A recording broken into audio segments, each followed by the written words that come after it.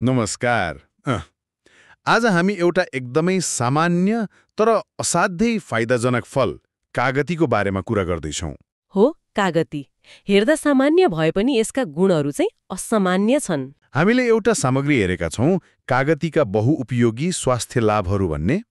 आजको छलफलमा चाहिँ यसका अनेक फाइदा मतलब पाचनदेखि लिएर छाला अनि मानसिक स्वास्थ्यसम्म कसरी यसले प्रभाव पार्छ भनेर अलिक गहिरिएर हेर्ने विचार छ।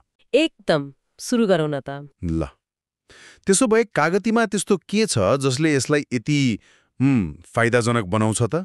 खासमा यसको मुख्य शक्ति भनेको यसमा भएको पोषक तत्त्वहरू नै हुन्, जस्तो कि भिटामिन सी त एकदमै धेरै हुन्छ, अनि साइट्रिक एसिड, धेरै किसिमका एन्टिअक्सिडेन्ट्सहरू पनि। एन्टिअक्सिडेन्ट भनेको? एन्टिअक्सिडेन्टहरूले चाहिँ हाम्रो शरीरको कोषहरूलाई क्षति हुनबाट बचाउँछन्। त्यसैले त यो यति महत्त्वपूर्ण छ नि। ए नरौ त। अनि त्यो सामग्रीमा पाचनको कुरा पनि थियो होइन? खास गरी बिहान खाली पेटमा कागती पानी पिउने चलन पनि छ नि। अरू के छ त? सामग्री अनुसार त यसले रगत सफा गर्ने अनि रक्त सञ्चार राम्रो बनाउने काम पनि गर्छ।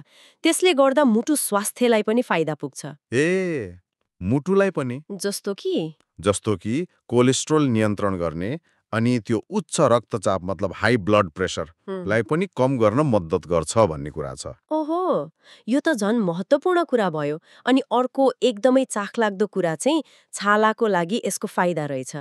त्यो त एकदमै हो। छाला चम्किलो बनाउने कुरा छ। डन्डीफोरहरू पनि कम हुन्छ रे। हो, डन्डीफोर कम गर्ने अनि चाउरीपना घटाउने पनि यसले कोलाजिन उत्पादन बढाउँछ नि त। कोलाजेन भनेको त्यो छालालाई टाइट र लचिलो बनाउने प्रोटिन, होइन त? एकदम त्यही। अनि त्यो बाहेक सामग्रीमा त चर्मरोग अनि पोलेको घाउमा पनि यसले राहत दिन्छ भन्ने उल्लेख छ। गजब रहेछ। अनि त्यो भिटामिन सी को कुरा गर्नुभयो अघि, त्यसले त रोगसँग लड्ने क्षमता पनि बढाउँछ होला नि? हो नि, भिटामिन सीले त हाम्रो इम्युनिटी मतलब रोग प्रतिरोधात्मक क्षमतालाई एकदमै बलियो बनाउँछ।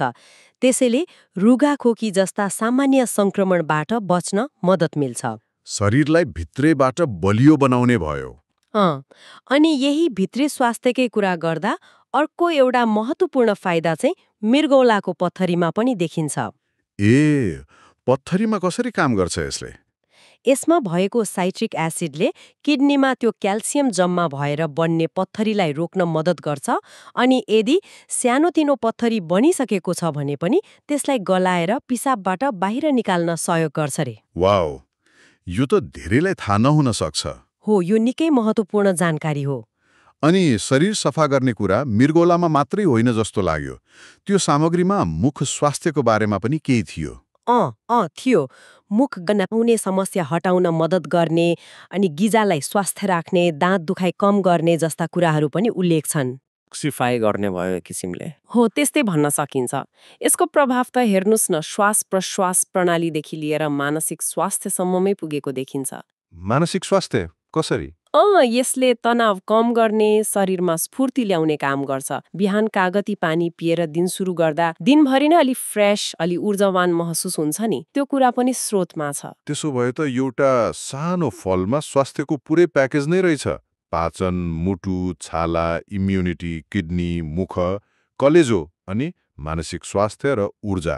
कति धेरै फाइदा। हो नि, निष्कर्षमा भन्नुपर्दा कागती साँच्चीकै एउटा बहुउपयोगी प्राकृतिक स्रोत हो। यसले हाम्रो भित्री अङ्गहरूको स्वास्थ्यदेखि बाहिरी सौन्दर्य अनि मानसिक शान्तिसम्म सबैलाई समेट्छ। तर एउटा कुरा चाहिँ ध्यान दिनुपर्छ होला है? एकदम।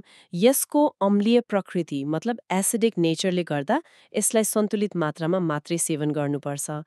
धेरै खायो भने त्यसको आफ्नै साइड इफेक्ट हुन सक्छ। सामग्रीले पनि सायद त्यही भन्छ होला। ठिक हो, मात्रा मिलाउनु एकदम जरुरी छ।